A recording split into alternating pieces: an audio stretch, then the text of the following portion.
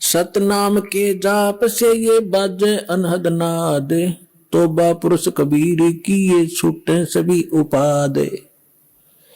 अब उपाद माने ये बेमतलब की बकवादें जो आप कर रहे हो, ये करण की कोनी। जैसे किसी पंथ में आपने देखा 4 क्रिया बताते हैं, ये सतपाल जी उसका अंसा देश वाले उसका भाई बाल योगेश्वर कहें जिसको प्रेम नाम है उसका, ये क्या बताते हैं? 4 क्रिया बताते हैं। अकल देखो इनकी।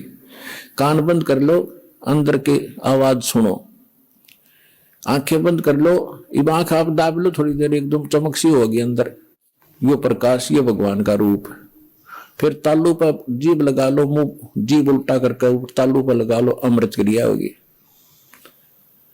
इस शरीर में एक काल व्यवस्था ही आपको महसूस होगी। और फिर वो नाम क्या देते हैं? हंसो हंसो। अब उल्टा कर लो, सो हो गया, तुम सीधा ही कर लो ना, हंसो हंसो की क्या जरूरत रहेगी फिर। और फिर उसके 2 भाग कर लो, 100 बार हम अंदर।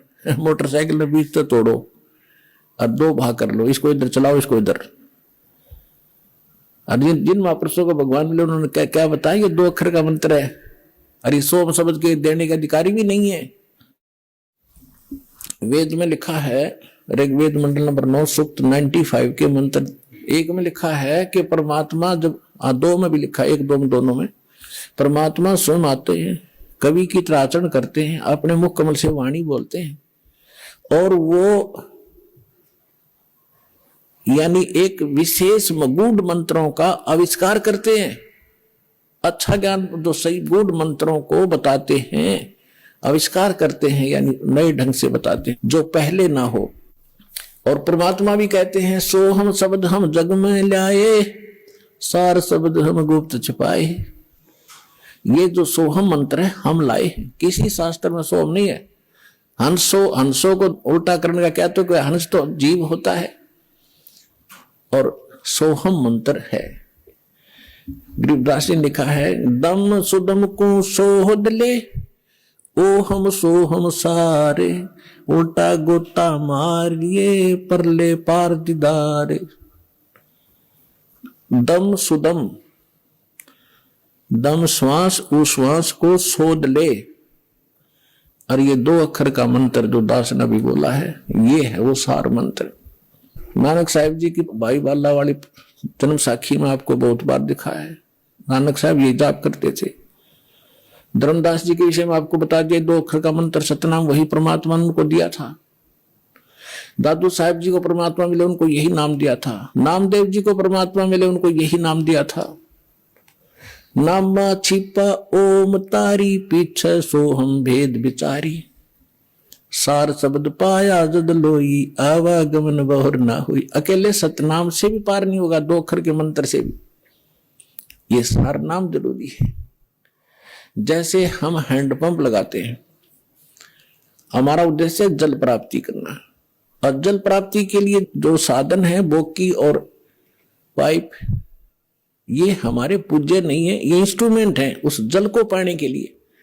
परमात्मा प्राप्ति के लिए ये मंत्र जो है ये हमारे पूज्य नहीं है, ये हमारे इंस्ट्रूमेंट है। ये मंत्र उस परमात्मा को पाने के लिए, तो हम श्वास उश्वास से इनकी बोकी लावांगे।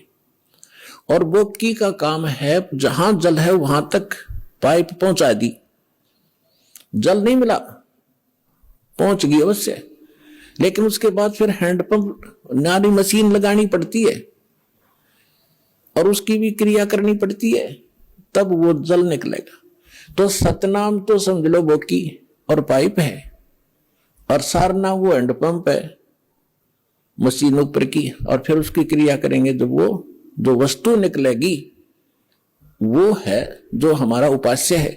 तो इस मंत्र सतनाम आपको मिल गया, सारनाम मिला नहीं तो भी पार नहीं हो पाओगे। लेकिन बात बहुत लवा लागी, इस सतनाम लेकर भी आपकी मृत्यु होगी, डरना नहीं किसी कारण से। और मृत्यु जब होगी आपका, क्योंकि आप दृढ़ नहीं हो पाते।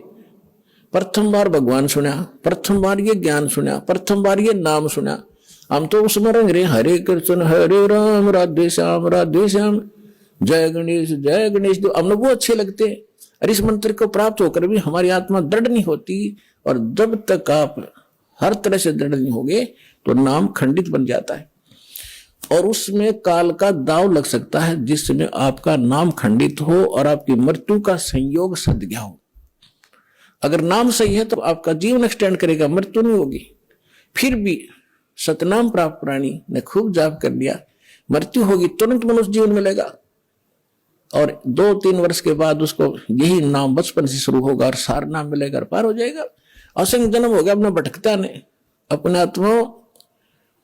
सौभाग्य उन प्राणियों का जो अपने केवल रोग के लिए ही यहाँ आते कटवाने के लिए।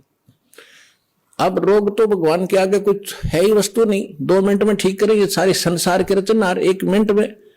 जब गोरखनाथ जैसे मुर्दे जिंदा कर सकते हैं, ये क्या नहीं कर सकता, एक सोचने की बात है। ये समझ सकती है, 1 सेकंड में सब कुछ कर सकता, लेकिन हमारा विश्वास दृढ़ नहीं होता।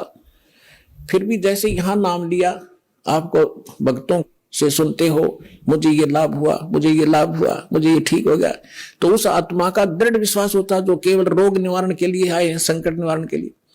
उन्होंने मंत्र लिया और उसका खूब जाप करेंगे। यहां से जाते ही क्या होगा, काल के दूत चारों तरफ से भेज दिए जाएंगे। वहां क्या रखा है, चल तुझे वहां झाड़ा लगवाते हैं, वहां क्या रखा है, वो बड़े संत वहां ले चलते हैं। तो पुण्यात्माओं, इस कारण से वो नाम खंडित होने से वो मृत्यु को प्राप्त हो जाता है जो यहां आया था, नाम खंडित होने से। अब फिर भी उसको इतना लाभ मिलेगा, क्योंकि वहां तो लाभ होना नहीं था, तो नाश कर दिया, उसके भक्ति बदनाश कर दी और आगे कुछ मिलना ही नहीं था, वहां धक्के खा ही रहे थे हम।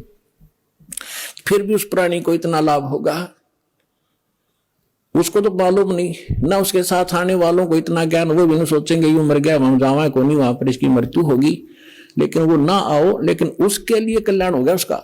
उसने नाम ले लिया, मृत्यु होगी, या मृत्यु तो वो एक्सीडेंट में हो जाए जब के कर ले, तो तुरंत मनुष्य जीवन मिलेगा उस प्राणी को जो पहला मंत्र भी प्राप्त कर लिया, और 10-20 मंत्र भी उसने जाप कर लिए, मनुष्य जीवन गारंटीड है।